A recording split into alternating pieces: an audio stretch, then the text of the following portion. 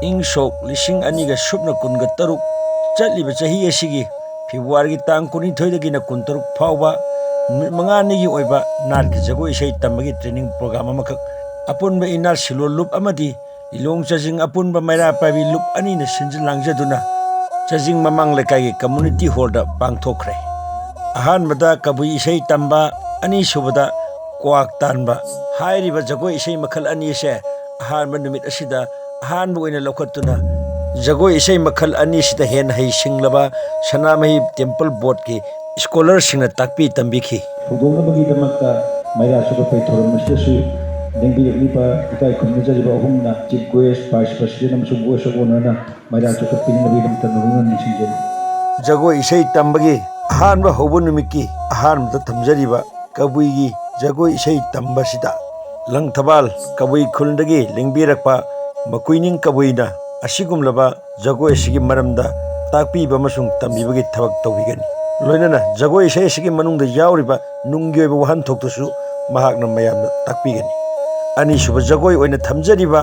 kwak tanba hairiba jagoi sei makhal asina hauzik matam asida karigi damakta kwak tanba hairiba jagoi sei makhal ase ningsingdaba yadaba amuk tawdaba yadaba jagoi makhal ama oirakliban habado akoi punna khangminarasi ꯑꯩꯈꯣꯏꯒꯤ ꯅꯨꯃꯤꯠ ꯃꯉꯥꯅꯤ ꯆꯠꯊꯒꯗꯕ workshop ꯑꯁꯤꯒꯤ ꯑꯩꯈꯣꯏꯒꯤ ꯅꯨꯡꯒꯤ ꯑꯣꯏꯕ ꯀꯤꯅꯣꯠ ꯑꯗꯨ ꯄꯤꯕꯤꯅꯕꯒꯤꯗꯃꯛꯇ ꯑꯄꯨꯟꯕ ꯏꯅꯥꯠ ꯁꯤꯂꯣꯟꯂꯨꯞꯀꯤ ꯁꯦꯀ꯭ꯔꯦꯇꯔꯤ ꯑꯣꯏꯕꯤꯔꯤꯕ ꯃꯤꯡ ꯑꯣꯏꯅ ꯄꯟꯖꯔꯕꯗ ꯄꯟꯊꯣꯏ ꯂꯩꯃꯅ ꯀꯤꯅꯣꯠ ꯑꯦꯗ꯭ꯔꯦꯁ ꯑꯁꯤ ꯄꯤꯕꯤꯅꯕꯒꯤꯗꯃꯛꯇ ꯀꯧꯁꯤꯟꯖꯔꯤ ꯑꯍꯥꯟꯕꯃꯛꯇꯗ ꯏꯔꯝꯗꯝ ꯑꯁꯤꯕꯨ ꯀꯣꯟꯕꯤꯔꯤꯕ ꯆꯥꯖꯤꯡ ꯂꯥꯛꯄ ꯄꯨꯔꯩꯔꯣꯝꯕ ꯏꯄꯥꯕꯨ ꯀꯣꯛꯅꯣꯅ ꯈꯨꯔꯨꯝꯖꯔꯤ ꯁꯤꯒꯤ ꯃꯊꯪ ꯇꯥꯔꯛꯄꯗ ꯃꯐꯝ ꯐꯝꯕꯥꯜ ꯑꯁꯤꯕꯨ ꯀꯣꯟꯕꯤꯔꯤꯕ ꯏꯃꯥ ꯏꯕꯦꯝꯃ ꯏꯄꯥ ꯏꯕꯨꯡꯉꯣꯕꯨꯁꯨ ꯀꯣꯛꯅꯣꯅ ꯈꯨꯔꯨꯝꯖꯔꯤ ꯂꯣꯏꯅꯅ ꯂꯤꯂꯣꯡ ꯆꯥꯖꯤꯡ ꯑꯄꯨꯟꯕ ꯃꯩꯔꯥ ꯄꯥꯏꯕꯤꯒꯤ ꯄ꯭ꯔꯁꯤꯗꯦꯟ ꯃꯤꯡ ꯑꯣꯏꯅ ꯄꯜꯂꯕꯗ ꯃꯥꯏꯕꯝ ꯕꯦꯅꯨ ꯂꯩꯃꯕꯨꯁꯨ ꯊꯧꯔꯝ ꯑꯁꯤꯕꯨ ꯌꯥꯎꯕꯤꯅꯕꯒꯤꯗꯃꯛ ꯍꯥꯏꯖꯔꯨꯕ ꯃꯇꯝꯗ ꯃꯇꯝ ꯆꯥꯅ ꯂꯥꯛꯄꯤꯔꯕꯒ ꯂꯣꯏꯅꯅ ꯃꯄꯨꯡ ꯐꯥꯍꯟꯕꯒꯤꯗꯃꯛꯇꯁꯨ ꯏꯀꯣꯛꯅꯣꯅ ꯈꯨꯔꯨꯝꯖꯕꯒ ꯂꯣꯏꯅꯅ ꯇꯔꯥꯝꯅ ꯑꯣꯛꯆꯔꯤ ngasi numit mangani chathagadaba training program achigi ahanba numit achida karigidamakta kabui dance achi aikoina tamgadoribano training pangthokgadoribano haibadu samlakna haijage kanglei pak achida khunda minariba yellow phuruk khudingmak magi lining laichon chanabi inatki culture sing achibu khangminaba mathau tai amana amagi kumai harau chingda yauduna charuk yaminaba mapung phaminaba haiba achida nungchi chanabagi lipul achi hena phagatpa oigani haibasi thajabaga loinana pukningda ningjaduna ikoi khunda minariba kanglo phuruk chingi chanabi jagoi seising achibo ikoina khangminabagi tanja adu laujagani haibasi thamjabaga loinana matang achida lengbirakliba kwai mafamda thamjaba warol tensinjari ꯑꯩꯈꯣꯏꯒꯤ programme ꯑꯁꯤꯒꯤ ꯃꯈꯥꯗ ꯆꯠꯊꯖꯔꯛꯄ ꯑꯣꯏꯅ ꯑꯩꯈꯣꯏꯅ ꯀꯕꯨꯏꯒꯤ ꯑꯩꯈꯣꯏꯒꯤ ꯖꯒꯣꯏꯁꯤ ꯑꯩꯈꯣꯏ training programme ꯑꯁꯤꯒꯤ ꯑꯍꯧꯕ ꯑꯣꯏꯅ ꯇꯧꯖꯈ꯭ꯔꯕ ꯃꯇꯨꯡꯗ ꯀꯕꯨꯏꯒꯤ ꯍꯧꯖꯤꯛ ꯁꯥꯈꯤꯕ ꯖꯒꯣꯏꯗꯨꯅ ꯀꯔꯤ ꯍꯥꯏꯔꯤꯕꯅꯣ ꯀꯔꯤ ꯐꯣꯡꯗꯣꯛꯂꯤꯕꯅꯣ ꯍꯥꯏꯕ ꯖꯒꯣꯏꯗꯨꯗ ꯀꯔꯤꯒꯨꯝꯕ ꯑꯃꯗꯤ ꯃꯅꯨꯡꯒꯤ ꯑꯣꯏꯕ ꯏꯆꯦꯜ ꯑꯃ ꯂꯩꯕꯅꯤꯅ ꯃꯗꯨ ꯈꯪꯖꯅꯕꯒꯤꯗꯃꯛꯇ ꯑꯩꯈꯣꯏꯒꯤ ꯂꯩꯅꯤꯡꯊꯧ ꯁꯅꯥꯃꯍꯤ ꯀꯕꯨꯏ ꯂꯣꯏꯁꯪꯒꯤ ꯖꯒꯣꯏꯒꯤ ꯁꯤꯟꯇꯥꯛꯄꯝ ꯑꯣꯏꯅ ꯂꯩꯕꯤꯔꯤꯕ ꯑꯩꯒꯤ ꯅꯨꯡꯁꯤꯔꯕ ꯑꯩꯈꯣꯏꯒꯤ ꯃꯀꯨꯏꯅꯤꯡ ꯀꯕꯨꯏ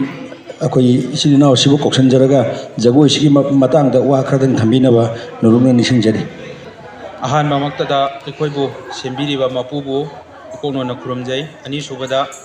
ꯂꯝꯂꯦꯟ ꯂꯝꯗꯝ ꯑꯁꯤꯕꯨ ꯀꯣꯜꯂꯤꯕ ꯈꯨꯌꯨꯝ ꯂꯥꯏꯕꯨꯁꯨ ꯏꯀꯣꯛꯅꯣꯅ ꯈꯨꯔꯨꯝꯖꯩ ꯑꯍꯨꯝꯁꯨꯕꯗ ꯉꯁꯤ ꯇꯤꯟꯕꯤꯔꯤꯕ ꯈ꯭ꯋꯥꯏ ꯇꯔꯥ ꯑꯃꯗꯤ ꯐꯝꯄꯥꯛ ꯃꯌꯥꯏ ꯇꯥꯡꯕꯜꯗ ꯂꯦꯡꯁꯤꯟꯕꯤꯔꯤꯕ ꯈ꯭ꯋꯥꯏ ꯇꯔꯥ ꯄꯨꯝꯅꯃꯛ ꯃꯄꯨ ꯏꯀꯣꯛꯅꯣꯅ ꯈꯨꯔꯨꯝꯖꯩ ꯏꯀꯥꯏ ꯈꯨꯝꯅꯕꯁꯨ ꯎꯠꯆꯔꯤ ngasi chajing haiba mafam asida chajing goba khul asida aigi iche panthoina numit mangani gi oiba kabui jagoi gi matangda tambagi program adugumba workshop ama pangdokpi bisi hainingai leitana iche bu thagachai maramdi ngasi gi khunaida kabui jagoi hairaga atopa mafam haitare ngasi gi lai harau bungda natraga kumhai phiyong gi mafamda kabui jagoi ni di hairaga saraga ꯑꯗꯨꯒ ꯁꯥꯔꯤꯕ ꯖꯒꯣꯏꯁꯤ ꯀꯕꯨꯏ ꯖꯒꯣꯏꯗꯒꯤ ꯁꯔꯨꯛ 10 ꯂꯧꯊꯣꯛꯑꯒ ꯑꯌꯥꯝꯕꯅ ꯅꯧꯅ ꯁꯦꯝꯗꯣꯛꯄ ꯑꯗꯨꯒ ꯀꯔꯝꯍꯥꯏꯅ ꯁꯥꯔꯤꯅꯣꯁꯨ ꯈꯪꯗꯕ ꯃꯐꯝ ꯃꯔꯥꯡ ꯈꯪꯗꯕꯅ ꯑꯌꯥꯝꯕ ꯑꯣꯏ ꯑꯩꯈꯣꯏꯅ ꯌꯨꯇ꯭ꯌꯨꯕꯇ ꯁꯣꯁꯤꯌꯦꯜ ꯃꯤꯗꯤꯌꯥꯗ ꯎꯕ ꯃꯇꯝꯗ ꯑꯗꯨꯕꯨ ꯃꯗꯨ ꯄꯨꯝꯅꯃꯛꯇꯣ ꯈꯔꯗ ꯑꯣꯏꯔꯁꯨ ꯀꯣꯛꯅꯅꯕ ꯍꯥꯏꯗꯅ ꯏꯆꯦꯅ ꯉꯁꯤꯒꯤ ꯋꯥꯔꯛꯁꯣꯞ ꯑꯁꯤ ꯇꯧꯕꯤꯕꯁꯤ ꯌꯥꯝꯅ ꯊꯥꯒꯠꯂꯤ ꯏꯆꯦꯕꯨ ꯉꯁꯥꯏꯗꯒꯤꯅ ꯁꯥꯈꯤꯕ ꯉꯁꯤꯒꯤ ꯀꯕꯨꯏ ꯖꯒꯣꯏ ꯑꯍꯥꯟꯕ ꯍꯧꯗꯣꯛꯄꯒꯤ ꯇꯝꯕꯁꯤꯗ ꯁꯥꯈꯤꯕ ꯑꯩꯒꯤ ꯈꯨꯜꯒꯤ ꯏꯅꯥꯎꯁꯤꯡ ꯃꯣꯏ 2-3 ꯂꯥꯛꯑꯒ ꯁꯥꯈꯤꯕ ꯖꯒꯣꯏ ꯑꯁꯤ ꯑꯁꯤꯒꯤ ꯃꯇꯥꯡꯗ ꯑꯩ ꯈꯔ ꯁꯝꯂꯞꯄ ꯍꯥꯏꯖꯒꯦ ꯍꯧꯕꯗꯒꯤ ꯁꯥꯈꯤꯕꯁꯤ ꯑꯩꯈꯣꯏꯅ ꯂꯧ ꯁꯨꯕꯒꯤ ꯂꯣꯛꯄꯒꯤ ꯌꯨꯝꯗ ꯄꯨꯈꯠꯂꯛꯄꯒꯤ ꯑꯗꯨꯒꯨꯝꯕ ꯂꯧ ꯁꯨꯕꯒꯤ ꯃꯇꯥꯡꯗ ꯁꯥꯕ ꯖꯒꯣꯏꯅꯤ ꯍꯥꯏꯔꯤꯕ ꯖꯒꯣꯏ ꯑꯁꯤ ꯑꯩꯈꯣꯏꯅ ꯈꯨꯜꯒꯤ ꯀꯨꯝꯍꯩ ꯍꯔꯥꯎ ꯃꯇꯝꯗꯁꯨ ꯁꯥꯏ ꯅꯠꯇ꯭ꯔꯒ ꯑꯇꯣꯞꯄ ꯃꯐꯝꯗ ꯀꯩꯒꯨꯝꯕ ꯖꯒꯣꯏ ꯁꯥꯕꯤꯌꯨ ꯍꯥꯏꯕ ꯃꯇꯝꯗꯁꯨ ꯑꯗꯨꯝ ꯑꯌꯥꯝꯕ ꯁꯥꯕ ꯖꯒꯣꯏꯅꯤ ꯍꯥꯏꯔꯤꯕ ꯖꯒꯣꯏ ꯑꯁꯤꯗ ꯑꯍꯥꯟꯕꯗ ꯑꯩꯈꯣꯏꯅ ꯊꯣꯛꯂꯛꯄ ꯃꯇꯝꯗ ꯊꯣꯛꯂꯛꯏꯕ ꯃꯑꯣꯡꯁꯤ ꯀꯔꯝꯕ ꯃꯑꯣꯡꯗ ꯂꯧꯔꯒ ꯊꯣꯛꯂꯛꯄꯅꯣ ꯍꯥꯏꯕ ꯃꯇꯝꯗ ꯑꯩꯈꯣꯏꯅ ꯌꯨꯝꯗꯒꯤ ꯂꯧꯕꯨꯛꯇ ꯆꯠꯄ ꯃꯇꯝꯗ ꯂꯧ ꯁꯨꯕ ꯆꯠꯄ ꯃꯇꯝꯗ ꯑꯩꯈꯣꯏꯅ ꯌꯣꯠ ꯄꯥꯏꯔꯒ ꯂꯧ ꯆꯠꯄꯒꯤ ꯃꯑꯣꯡꯗꯨꯅꯤ ꯂꯦꯡꯕꯥꯟꯅ ꯊꯥꯡꯒꯠꯂꯒ ꯆꯠꯄꯒꯤ ꯃꯑꯣꯡꯗꯨꯅꯤ ꯑꯅꯤꯁꯨꯕꯗ ꯑꯩꯈꯣꯏꯅ ꯂꯧꯕꯨꯛꯁꯦ ꯑꯩꯈꯣꯏ ꯍꯥꯟꯅꯗꯤ ꯃꯥꯂꯦꯝ ꯂꯩꯁꯥꯁꯤ ꯌꯣꯠꯅ ꯄꯥꯏꯔꯒ ꯅꯠꯇ꯭ꯔꯒ ꯁꯝꯄꯣꯠ ꯈꯣꯏꯔꯒ ꯈꯣꯏꯒꯥꯏꯔꯝꯃꯤ ꯑꯗꯨꯒꯤ ꯃꯑꯣꯡ ꯃꯇꯧ ꯂꯧꯔꯀꯥꯟꯗ ꯑꯩꯈꯣꯏꯅ ꯄꯨꯗꯨꯅ ꯆꯠꯂꯤꯕ ꯌꯣꯠꯇꯨꯅ ꯑꯩꯈꯣꯏꯅ ꯂꯧꯁꯤ ꯌꯥꯟꯕꯅꯤ ꯂꯩꯕꯥꯛꯁꯤ ꯃꯥꯂꯦꯝ ꯂꯩꯁꯥꯁꯤ ꯂꯩꯀꯟꯁꯤ ꯇꯧꯕꯅꯤ ꯃꯗꯨ ꯂꯣꯏꯔꯕ ꯃꯇꯨꯡꯗ ꯑꯍꯨꯝꯁꯨꯕꯗ ꯑꯩꯈꯣꯏꯅ ꯎꯔꯛꯏꯕꯁꯤ ꯀꯔꯝꯕ ꯃꯁꯛꯅꯣ ꯍꯥꯏꯕ ꯃꯇꯝꯗ ꯑꯩꯈꯣꯏꯅ ꯐꯧ ꯍꯨꯟꯕꯗꯨꯅꯤ ꯄꯥꯝ ꯌꯥꯜꯂꯦ ꯃꯥꯂꯦꯝ ꯂꯩꯁꯥ ꯇꯧꯔꯦ ꯂꯣꯏꯔꯕ ꯃꯇꯨꯡꯗ ꯐꯧ ꯍꯨꯜꯂꯦ ꯐꯧ ꯍꯨꯟꯕ ꯂꯣꯏꯔꯕ ꯃꯇꯨꯡꯗ ꯂꯧꯁꯤ ꯑꯩꯈꯣꯏꯅ ꯂꯧꯍꯣꯟꯁꯤ ꯐꯣꯏꯔꯦ ꯂꯧꯍꯣꯟ ꯐꯣꯏꯔꯕ ꯃꯇꯨꯡꯗ ꯂꯧꯁꯦ ꯑꯃꯨꯛ ꯂꯧꯕꯨꯛꯇ ꯊꯥꯔꯦ ꯐꯧ ꯄꯥꯝꯕꯤꯁꯦ ꯊꯥꯔꯕ ꯃꯇꯨꯡꯗ ꯑꯩꯈꯣꯏꯅ ꯐꯧꯁꯦ ꯊꯥꯔꯕ ꯃꯇꯨꯡꯗ ꯃꯍꯩꯁꯦ ꯌꯥꯜꯂꯕ ꯃꯇꯨꯡꯗ ꯃꯥꯁꯦ ꯃꯄꯨꯡ ꯐꯥꯔꯕ ꯃꯇꯨꯡꯗ ꯑꯩꯈꯣꯏꯅ ꯐꯧꯁꯦ ꯈꯥꯎꯕ ꯂꯣꯏꯔꯕ ꯃꯇꯨꯡꯗ ꯑꯃꯨꯛ ꯐꯧꯁꯦ ꯌꯩꯔꯕ ꯃꯇꯨꯡꯗ ꯍꯨꯝꯗꯣꯛꯑꯒ ꯌꯨꯝꯗ ꯄꯨꯈꯠꯄꯒꯤ ꯃꯗꯨꯒꯤ ꯀꯥꯡꯂꯣꯟꯗꯨꯅꯤ ꯑꯩꯈꯣꯏꯅ ꯍꯧꯖꯤꯛ ꯁꯥꯖꯈꯤꯕ ꯑꯗꯨꯒ ꯑꯔꯣꯏꯕꯗ ꯃꯈꯜ 3 ꯍꯥꯞꯆꯩ ꯃꯗꯨꯗꯤ ꯑꯩꯈꯣꯏꯅ ꯂꯩꯇꯦꯡ ꯑꯣꯏꯅ ꯍꯥꯞꯄꯅꯤ ꯍꯔꯥꯎ ꯀꯨꯝꯍꯩ ꯃꯇꯝꯗ ꯑꯗꯨꯝ ꯃꯔꯛꯇ ꯊꯦꯠꯂꯒ ꯍꯥꯞꯆꯕꯅꯤ ꯑꯗꯨꯒ ꯀꯕꯨꯏ ꯖꯒꯣꯏꯅꯤ ꯍꯥꯏꯔꯒ ꯑꯇꯣꯞꯄ ꯃꯐꯝ ꯂꯥꯏꯕꯨꯡ ꯑꯃꯗꯤ ꯀꯩꯒꯨꯝꯕ ꯁ꯭ꯄꯣꯔꯠꯁꯀꯤ ꯃꯐꯝꯒꯨꯝꯕꯗ ꯀꯕꯨꯏ ꯖꯒꯣꯏ ꯎꯠꯂꯤꯅꯤ ꯅꯠꯇ꯭ꯔꯒ ꯑꯌꯥꯝꯕ ꯂꯥꯏ ꯍꯔꯥꯎꯕꯨꯡꯗ ꯎꯠꯀꯜꯂꯤ ꯃꯁꯤꯗ ꯑꯌꯥꯝꯕꯅ ꯗꯥꯟꯁ ꯑꯦꯀꯥꯗꯃꯤ ꯀꯥꯡꯕꯨꯁꯨ ꯐꯠꯇꯦ ꯍꯥꯏꯕ ꯅꯠꯇꯦ ꯍꯨꯜꯂꯒ ꯉꯥꯡꯕꯁꯨ ꯅꯠꯇꯦ ꯃꯣꯏꯅ ꯌꯩꯔꯤꯕ ꯄꯨꯡꯂꯣꯟꯒ ꯑꯩꯈꯣꯏꯅ ꯌꯩꯕ ꯄꯨꯡꯂꯣꯟꯒ ꯈꯔ ꯈꯦꯠꯅꯕ ꯌꯥꯝ ꯂꯩ ꯈꯦꯠꯅꯩ ꯍꯥꯏꯕꯗꯤ ꯃꯣꯏꯅ ꯍꯦꯛ ꯍꯧꯕꯗꯒꯤ ꯉꯁꯥꯏꯒꯤ ꯆꯣꯡꯕ ꯐꯟꯕ ꯂꯥꯡꯕꯒꯤ ꯔꯣꯝꯗ ꯄꯨꯡꯂꯣꯟꯁꯤ ꯌꯩ ꯑꯩꯈꯣꯏꯅ ꯑꯇꯞꯄꯤꯗꯒꯤ ꯇꯞꯅ ꯍꯧꯔꯀꯥꯟꯗ ꯂꯣꯏꯁꯤꯜꯂꯛꯄꯗꯁꯨ ꯃꯥꯒꯤ ꯄꯨꯡꯂꯣꯟ ꯂꯩ ꯍꯧꯕꯗ ꯇꯞꯅ ꯍꯧꯔꯀꯥꯟꯗ ꯃꯐꯝꯗ ꯂꯦꯞꯄꯀꯥꯟꯗ ꯖꯒꯣꯏ ꯍꯧꯕꯁꯨ ꯇꯞꯅ ꯍꯧꯒꯅꯤ ꯍꯧꯔꯕ ꯃꯇꯨꯡꯗ ꯃꯗꯨꯗꯒꯤ ꯈꯔ ꯀꯟꯇꯛꯅ ꯂꯥꯛꯑꯕ ꯃꯇꯨꯡꯗ ꯃꯥꯒꯤ ꯃꯊꯪ ꯃꯅꯥꯎ ナꯏꯅ ꯂꯥꯛꯀꯗꯧꯕꯅꯤ ꯑꯗꯨ ꯅꯠꯇꯕꯤꯗ ꯍꯧꯖꯤꯛ ꯑꯌꯥꯝꯕ ꯁꯥꯟꯅꯔꯤꯁꯦ ꯉꯥꯏꯍꯥꯛꯇꯪꯒꯤ ꯏꯊꯛ ꯏꯔꯥꯡꯗ ꯑꯣꯏꯅ ꯇꯧꯔꯒ ꯄꯨꯡꯂꯣꯟꯁꯤꯁꯨ ꯁꯥꯔꯦ ꯄꯨꯡꯂꯣꯟ ꯑꯌꯥꯝꯕ ꯂꯣꯏꯅ ꯀꯥꯏꯔꯦ ꯄꯨꯡꯂꯣꯟ ꯑꯁꯦꯡꯕꯗꯤ ꯑꯩꯈꯣꯏꯅ ꯇꯥꯕ ꯐꯪꯗꯦ ꯍꯧꯖꯤꯛꯀꯤ ꯂꯥꯏ ꯍꯔꯥꯎꯕꯨꯡꯗ ꯑꯇꯣꯞꯄ ꯃꯐꯝꯁꯤꯡꯗ ꯁꯥꯕꯗ ꯑꯩꯅ ꯍꯥꯏꯖꯅꯤꯡꯕꯗꯤ ꯀꯕꯨꯏꯒꯤ ꯖꯒꯣꯏꯅꯤ ꯍꯥꯏꯔꯒꯗꯤ ꯗꯥꯟꯁ ꯑꯦꯀꯥꯗꯃꯤ ꯑꯣꯏꯔꯣ ꯑꯃ ꯑꯣꯏꯔꯣ ꯁꯥꯒꯦ ꯍꯥꯏꯔꯒꯗꯤ ꯀꯕꯨꯏꯒꯤ ꯖꯒꯣꯏ ꯍꯩꯕ ꯄꯨꯡꯂꯣꯟ ꯍꯩꯕ ꯃꯤ ꯑꯃꯅ ꯌꯥꯎꯔꯒ ꯇꯝꯃꯀꯥꯟꯗ ꯖꯒꯣꯏꯁꯤ ꯁꯥꯍꯟꯅꯤꯡꯉꯤ ꯀꯕꯨꯏ ꯖꯒꯣꯏꯅꯤ ꯍꯥꯏꯔꯀꯥꯟꯗ ꯅꯨꯄꯥꯁꯤꯡꯅ ꯁꯥꯔꯤꯅꯦꯅ ꯃꯈꯣꯡꯁꯦ ꯐꯨꯠꯕꯣꯜ ꯀꯥꯎꯕꯗꯧꯅ ꯄꯪꯀꯥꯎꯗ ꯀꯥꯎꯕ ꯈꯣꯡꯒꯤ ꯉꯁꯥꯏꯒꯤ ꯃꯥꯒꯤ ꯇꯧꯒꯗꯧꯔꯤꯕ ꯈꯣꯡꯐꯝ ꯑꯗꯒꯤ ꯅꯨꯄꯤꯁꯤꯡꯅ ꯃꯈꯨꯠ ꯀꯔꯝꯍꯥꯏꯅ ꯊꯥꯡꯒꯠꯂ ꯁꯥꯒꯅꯤ ꯅꯨꯄꯥꯁꯤꯡꯅ ꯀꯔꯝꯍꯥꯏꯅ ꯖꯒꯣꯏꯁꯤ ꯁꯥꯒꯅꯤ ꯍꯥꯏꯕꯒꯤ ꯃꯗꯨ ꯑꯃꯠꯇ ꯈꯪꯗꯕꯤꯗ ꯄꯪꯁꯥꯗ ꯁꯥꯕ ꯄꯪꯆꯣꯡꯗ ꯆꯣꯡꯕ ꯑꯗꯒꯤ ꯐꯤꯖꯣꯜꯅꯦꯅ ꯇꯧꯔꯤꯕ ꯁꯦꯠꯂꯤꯕ ꯐꯤꯖꯣꯜꯁꯤꯅ ꯃꯑꯣꯡ ꯃꯔꯤꯟ ꯇꯥꯗꯕ ꯃꯆꯨ ꯃꯔꯥꯡ ꯃꯥꯟꯅꯗꯕ ꯉꯥꯛꯇ ꯇꯧꯕ ꯑꯗꯒꯤ ꯐꯤꯖꯦꯠꯁꯤꯁꯨ ꯆꯨꯝꯅ ꯁꯥꯗꯕ ꯑꯣꯟꯅꯒ ꯇꯩꯅꯒ ꯇꯧꯔꯒ ꯐꯤꯖꯦꯠꯁꯦ ꯍꯥꯞꯄꯒ ꯁꯥꯕ ꯁꯤꯒꯨꯝꯕꯁꯦ ꯌꯥꯔꯒꯗꯤ ꯑꯃꯨꯛꯇꯪ ꯆꯨꯝꯊꯣꯛꯑꯒ ꯀꯔꯝꯕ ꯐꯤꯖꯣꯜ ꯁꯦꯠꯂꯒ ꯀꯔꯝꯍꯥꯏꯅ ꯇꯧꯔꯒ ꯁꯥꯒꯗꯒꯦ ꯍꯥꯏꯕꯁꯤ ꯃꯁꯤ ꯀꯥꯡꯂꯣꯟ ꯆꯨꯝꯅ ꯇꯧꯔꯒ ꯍꯥꯏꯔꯤꯕ ꯀꯕꯨꯏ ꯖꯒꯣꯏꯁꯤ ꯁꯥꯍꯟꯅꯤꯡꯉꯤ ꯅꯠꯇ꯭ꯔꯒꯗꯤ ꯐꯨꯔꯨꯞ ꯑꯃ ꯃꯨꯠꯄ ꯍꯥꯏꯕꯁꯤ ꯌꯥꯝ ꯂꯥꯏꯈ꯭ꯔꯖꯥꯠꯅꯤ ꯑꯩꯈꯣꯏꯅ ꯐꯨꯔꯨꯞ ꯑꯃ ꯃꯨꯠꯄꯁꯤ ꯀꯌꯥꯝ ꯂꯨꯒꯦ ꯀꯌꯥꯝ ꯂꯥꯏꯒꯦꯅ ꯌꯦꯡꯉꯛꯄ ꯃꯇꯝꯗ ꯌꯥꯝ ꯂꯥꯏꯅ ꯃꯨꯠꯊꯠꯄ ꯌꯥꯏ ꯀꯔꯝꯍꯥꯏꯅ ꯐꯨꯔꯨꯞ ꯑꯗꯨꯒꯤ ꯖꯒꯣꯏꯁꯦ ꯑꯩꯈꯣꯏꯅ ꯁꯦꯝꯗꯣꯛꯑꯒ ꯅꯠꯇ꯭ꯔꯒ ꯃꯥꯒꯤ ꯐꯤꯖꯦꯠ ꯂꯩꯇꯦꯡ ꯑꯗꯨ ꯁꯦꯝꯗꯣꯛꯑꯒ ꯑꯩꯈꯣꯏꯅ ꯁꯤꯖꯤꯟꯅꯔꯛꯄ ꯃꯇꯝꯗ ꯀꯨꯏꯔꯛꯑꯕ ꯃꯇꯝꯗꯗꯤ ꯀꯔꯝꯕ ꯖꯒꯣꯏꯁꯤꯅ ꯑꯁꯦꯡꯕ ꯐꯨꯔꯨꯞꯇꯨꯒꯤ ꯑꯁꯦꯡꯕ ꯖꯒꯣꯏꯅꯣ ꯍꯥꯏꯕ ꯃꯁꯛ ꯂꯣꯏꯅ ꯃꯥꯡꯉꯛꯀꯅꯤ ꯈꯪꯕ ꯉꯝꯃꯛꯑꯣꯏ ꯑꯗꯨꯅ kabui phuruk ki khakta nate maring phuruk ki oigera sothei ki oigera tangkhul ki oigera saningba sabiyo tawbada bu sagadawri ba jagoi si karamba phuruk ki no masak munna khangbiyo amadi sagadawri ba jagoi adugi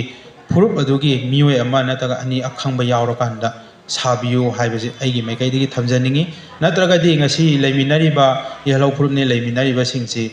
masigi jagoi adigi isai mayamse nongma nongmagi dum matomda kaitharaga mutharakani masigi kabui jagoi ne na Facebook ta mayam thibiyo kabui jagoi asengba kayam thoraki du dum yingbiyo kabui jagoi asengba se jagoi chama hena thorakani YouTube ta thorokpa maraksida kabui jagoi asengba se 10 muktani phangakadawa 10 po phana phangdawi ai chama dugi manungda ataidi fizel lighting adigi sariba jagoi mawong adigi punglon ke gasi loina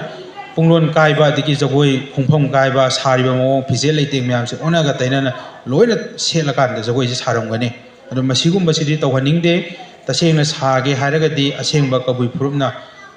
tawraga sabiyu natraga tamaga sage harasu kabui phuruki miyoi ama akhangba yawrakanda maduda moida hangakanda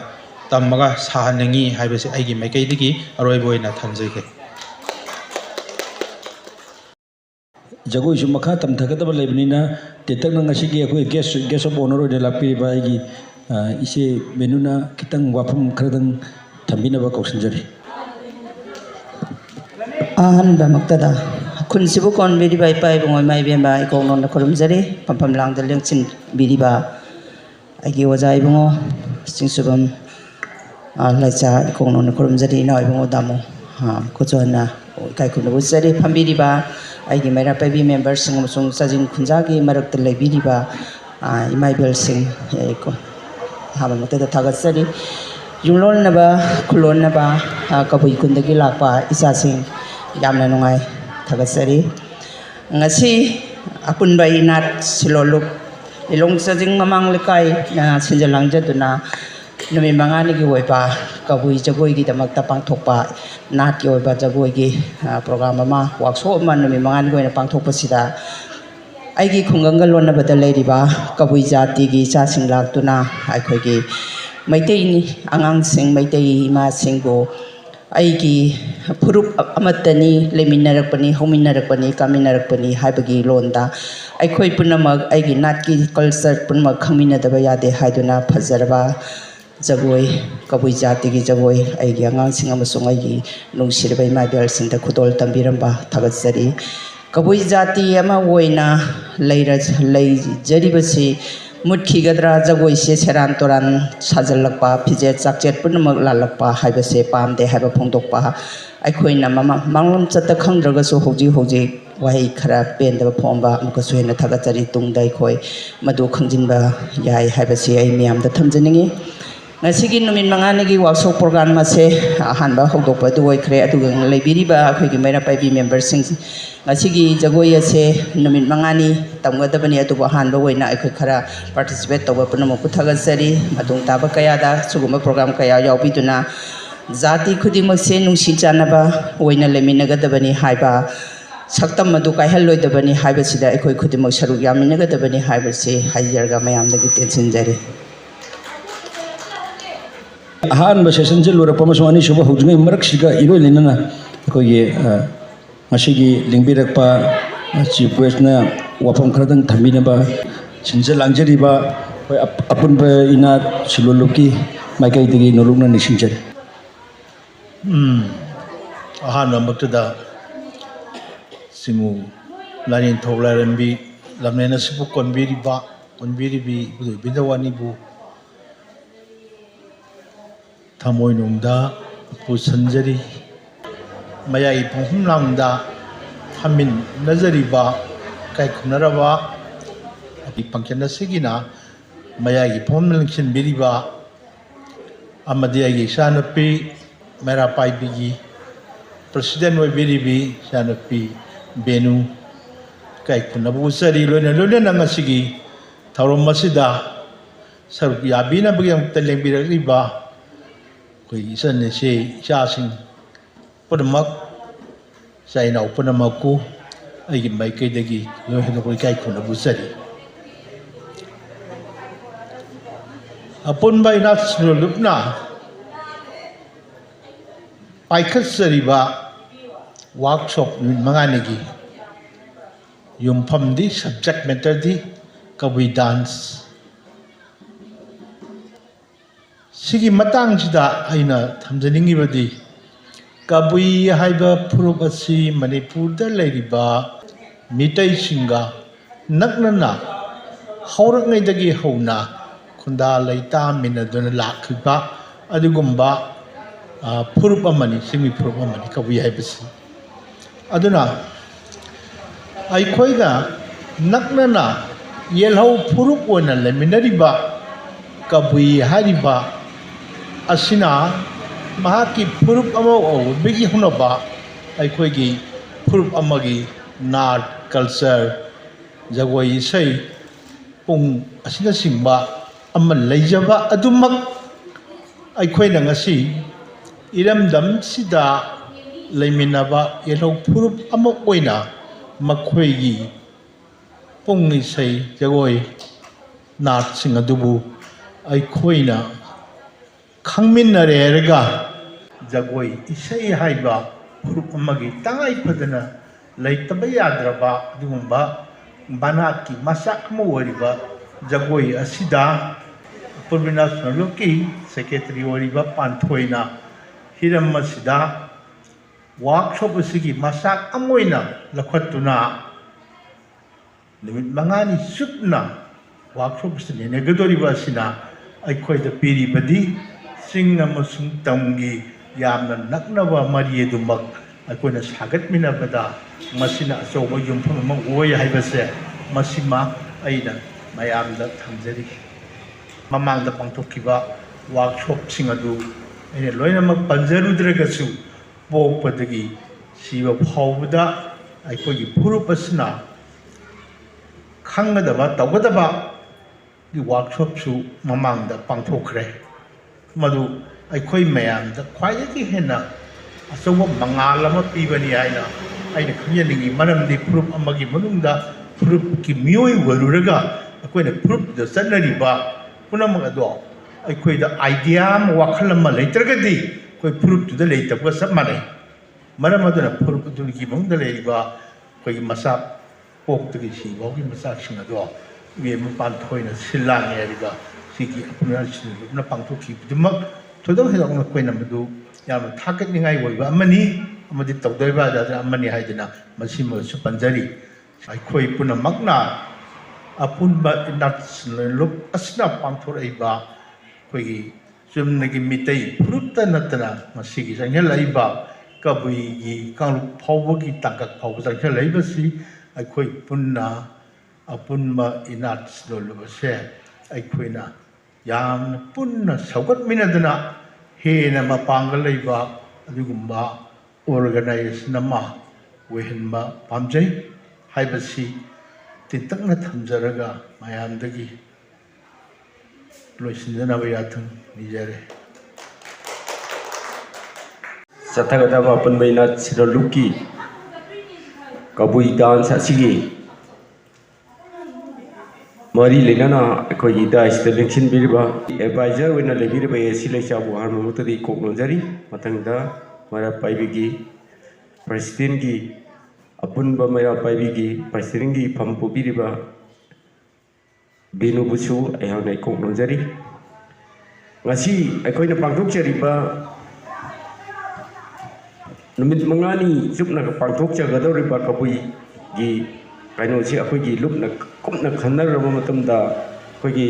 खुलोनबदा लाई हराउबना चिंबदा अदगी तोंगान तोंगान मफमसिंगा कबुई हाइबसी अखोइगा जाति असि कबुई जाति असि अखोइगा खुनगा नकना लैबा कबुई जाति अमा ओइबा मतमदुदा Moina सारिबा Jagoi असि यामना कांगलोन काइबगी मौंगदा अखोइना उजै अमदी फिजे चक्रादा कांगलोन काइना लैबगी mummy अखोइना उजरपन मरम ओइदना अखोइगे खुलोनना लैबा कबुई अखोइगा मोइगा कमाइना तानरगा हाइरिबा programme असि अखोइना सोइबजी कमाइना सोइबनो कदाइदा सोइबनो हाइबदु अखोइना मिन मंगानी असिदा मोइगा तानरगा सुमथोकनबगी तंजा अदु लौनबगीदमक्ता अखोइ प्रोग्राम असि यामना मरुओइना सिजबनी अदुना अखोइ ममांगदा प्रोग्राम कया अमा पाथोकरे ꯍꯟꯗꯛꯀꯤ ꯑꯁꯤꯅ ꯑꯩꯈꯣꯏꯒꯤ ꯁꯤꯡꯒꯤ ꯏꯆꯤꯜ ꯏꯅꯥꯎꯁꯤꯡꯒ ꯑꯩꯈꯣꯏꯒ ꯃꯣꯏꯒ ꯀꯔꯦꯁꯄꯣꯟꯗꯦꯟ ꯂꯩꯅꯔꯒ ꯑꯩꯈꯣꯏꯗ ꯌꯥꯝꯅ ꯅꯨꯡꯁꯤ ꯆꯥꯟꯅꯅ ꯂꯩꯅꯕꯒꯤ ꯑꯃꯗꯤ ꯀꯥꯡꯂꯣꯟ ꯀꯥꯏꯅ ꯂꯥꯛꯂꯤꯕ ꯐꯤꯖꯦꯠ ꯆꯛꯆꯥ ꯑꯃꯗꯤ ꯖꯒꯣꯏ ꯈꯨꯠꯁꯥꯗ ꯍꯣꯡꯂꯛꯀꯗꯕ ꯃꯌꯥꯝ ꯑꯗꯨꯒꯤ ꯀꯟꯅꯕꯒꯤꯗꯃꯛꯇ ꯑꯩꯈꯣꯏ ꯅꯨꯃꯤꯠ ꯃꯉꯥꯅꯤꯒꯤ ꯄ꯭ꯔꯣꯒ꯭ꯔꯥꯝ ꯑꯁꯤ ꯁꯤꯟꯖꯕꯅꯤ ꯍꯥꯏ ꯋꯥꯐꯝ ꯑꯁꯤ ꯊꯝꯖꯔꯒ ꯑꯩꯅ ꯉꯥꯡꯖꯔꯤꯕꯁꯤ ꯃꯇꯥꯡ ꯑꯁꯤꯗ ꯇꯦꯟꯁꯤꯟꯖꯔꯦ꯫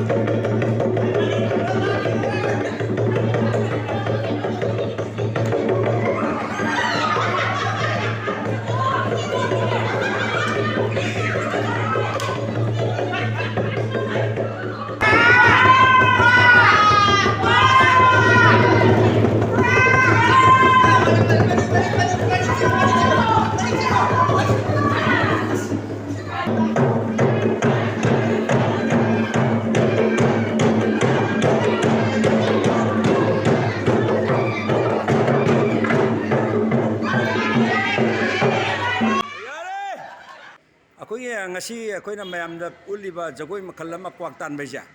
karino haibase matang nungdi wakhalon do karina da hafetang ahama thambi kwak tan ba haiba masana chi ai koi gi pauro oina ai koi gi matam dugi maijong chingna thambiram bani pamhei ban thogi haktak ta ramandi dharma ji kanna chaltana ai koi gi na lainin kumbachi mangchilapa matam du da maijong khonang thagana maru koi da pokcha bawani ai koi gi lining chalam achi pura manghal laga ramandi dharma ram ram haibachi pamhei ba matam da chaki madudai da kwa kari kwa mian kwa ni haidana koina poksa bache matam adudagi lakhibani adubu machigi mirona madugi poksa wahi du thamoi nungdagi thokpa achengba churon jaron gi wariji khanganba ana lamdam khudimakta kanglai pakki machi khudimakta kwa tanduna kwa chanaba achi ihau ama oina thoglakibani machi nunggi waron du tachengna khangaga atawroklabani ekpa matam oire haibachi kwa chanaba achina tapani haina thamjage